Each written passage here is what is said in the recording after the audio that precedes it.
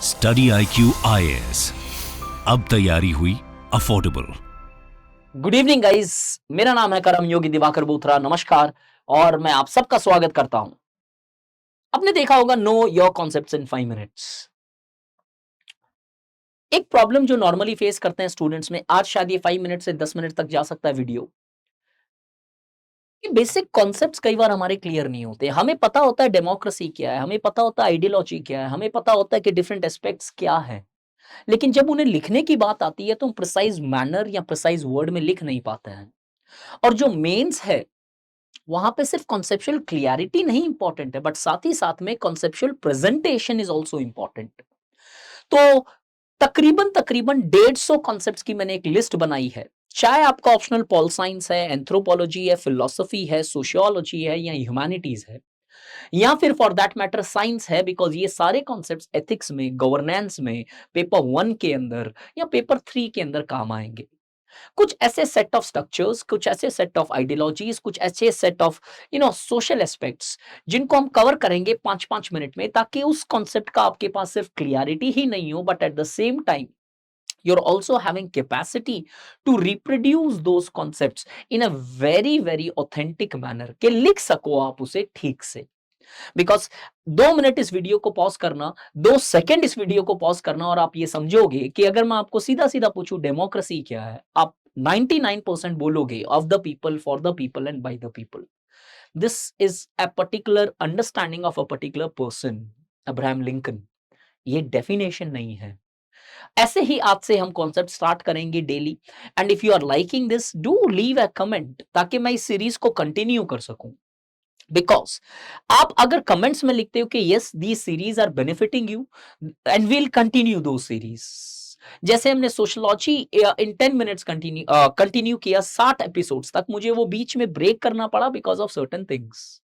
Answer writings, अगर आप comment नहीं करते हो तो हमें लगता है कि शायद स्टूडेंट्स को कुछ और चीजें चाहिए, तो प्लीज डू कमेंट इट।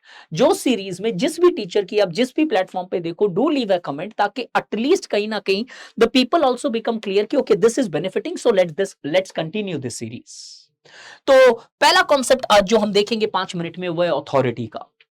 जहां पे अथॉरिटी के अंदर एक कॉन्सेप्चुअल तरीके से मैं फिलॉसफी से लेके पॉलिटिक्स तक आपको ये चीज अगले 5 मिनट में समझाऊंगा। अथॉरिटी होती क्या है? अथॉरिटी से पहले अगर हम देखें तो डोमिनेशन किसी भी समाज में, किसी भी संस्था में दो तरीके से हो सकते हैं। एक होता है पावर के थ्रू डोमिनेशन और एक होता है अथॉरिटी के थ्रू डोमिनेशन। अब पावर क्या होता है, यहां पे मैंने प्रिसाइज डेफिनेशन लिखी है, और ये सारी की सारी चीजें मैं मेरे टेलीग्राम ग्रुप में भी फॉरवर्ड कर दूंगा, जिसका आईडी है t.me/दिवाकर बोथरा। करम योगी दिवाकर बोथरा के नेम से अकाउंट होगा, तो आप चाहो तो जुड़ सकते हो, और ये पूरे के पूरे पीडीएफ फॉर्मेट्स मैं वहां पे भी सेंड करूंगा। तो अगर पावर का डेफिनेशन देखें तो कुछ ऐसी है: ability to influence behaviour of others despite their resistance. That means किसी को जोर जबरन अपनी बात मनवाना, वो एक फॉर्म ऑफ डोमिनेशन है, और उस फॉर्म को बोला जाता है पावर। इसके लिए इसको हमेशा इलेजिटिमेट माना जाता है, कि पावर एक इलेजिटिमेट होता है जो फोर्स किया जाता है, एक्सेप्टेंस नहीं होती है उस चीज की। और दूसरा फॉर्म ऑफ डोमिनेशन है अथॉरिटी, जो हमारा आज मुद्दा है। अथॉरिटी क्या है? पहला वर्ड अंडरलाइन किया है मैंने, right to influence behaviour of others. जहां पे लोग एक्सेप्ट करते हैं अपनी अथॉरिटी, और वो ये मानते हैं कि आपका मूल अधिकार है, आपका राइट है उनको इन्फ्लुएंस करना। अब यहां पे इसीलिए इसके कारणवश इसे लेजिटिमेट माना गया। तो authority has largely been considered as legitimate because it is always a rightful authority where the people believe that the person has a right to or largely control their behaviors or influence a particular behavior. अब just a small announcement, sociology का batch 18 जुलाई से start हुआ है।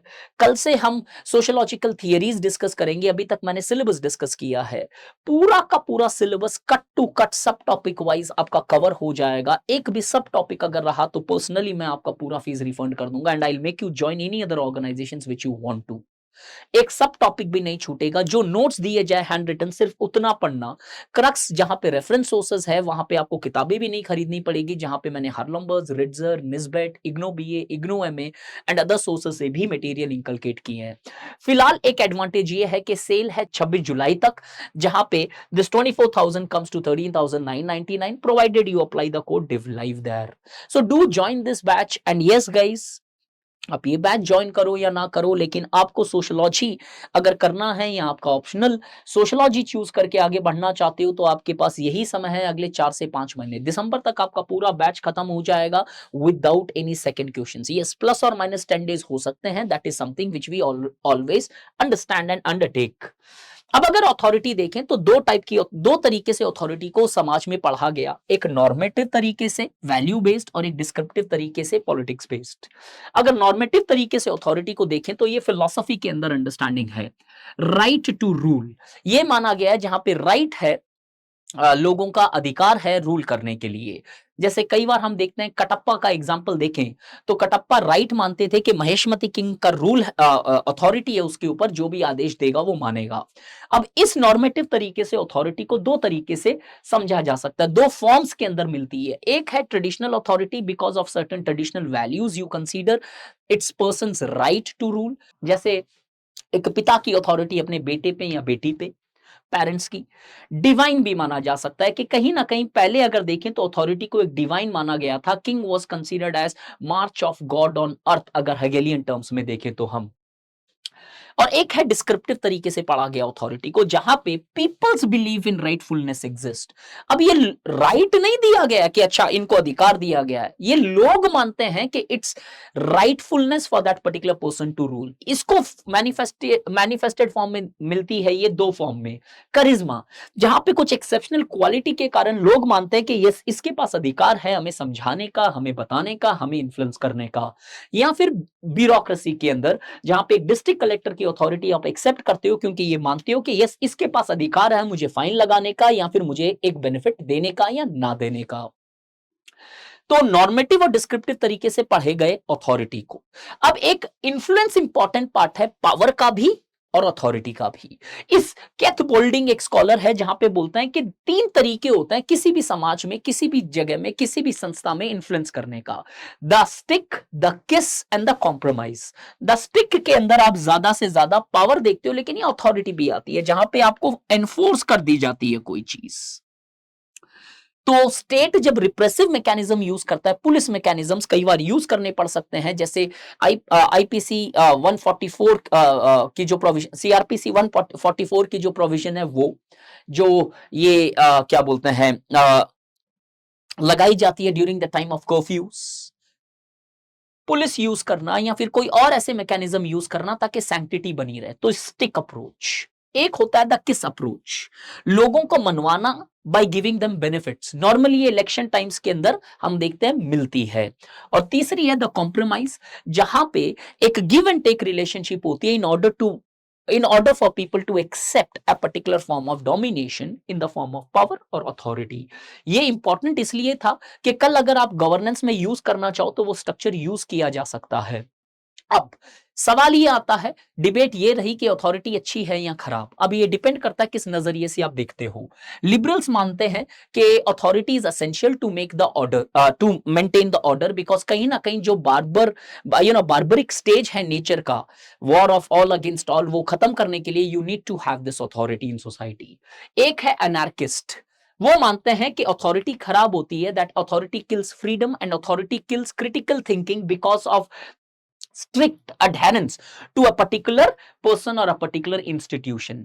तो anarchist मानते हैं authority नहीं होनी चाहिए, और वहीं पे लिबरल्स मानते हैं कि अथॉरिटी की होनी जरूरी है। बट अगर आज के टाइम से देखें तो यस, ये वैलिड ज्यादा लगता है कि किसी ना किसी कुछ ना कुछ फॉर्म में अथॉरिटी होनी जरूरी है, बिकॉज ह्यूमन का नेचर शायद हॉब्स के जैसा नहीं है बार्बरिक, सेल्फिश, बट कहीं ना कहीं एक पार्ट है वो selfishness, at least in modern times के अंदर we do see that is strong individualism is present. अब पावर और अथॉरिटी का डिफरेंशिएशन तो है लेजिटिमेट और इलेजिटिमेट में, लेकिन कई बार सर्कमस्टांसेस ऐसे होते हैं जहां पे power that is illegitimate form of domination एक लेजिटिमेट बन जाता है जब लोग उसे राइटफुली एक्सेप्ट करने लगे। और कई बार अथॉरिटी जो लेजिटिमेट है वो इलेजिटिमेट फॉर्म में कन्वर्ट हो जाती है जब आपने इस तरीके से एनफोर्स कर दिया अपना रूल कि अब लोग वो राइटफुली एक्सेप्ट नहीं करते हैं। जैसे इमरजेंसी अगर देखें तो अथॉरिटी से पावर की तरफ गई, जस्ट समझने के लिए, लिखेंगे नहीं, बिकॉज वो भी एक कॉन्स्टिट्यूशनल अथॉरिटी थी। सो देयरफॉर आई होप कि ये अथॉरिटी की एक basic understanding in 7 to 10 minutes में आपकी अच्छी खासी क्लियर हुई है। जस्ट अगेन अ रिपीटेशन, 18 जुलाई से हमारा जो बैच हुआ है उसके लिए सेल ओपन है till 26। Join the batch and really feel the difference in your sociology. I assure you on that basis for sure. Thank you. Study IQ IAS, अब तैयारी हुई अफोर्डेबल।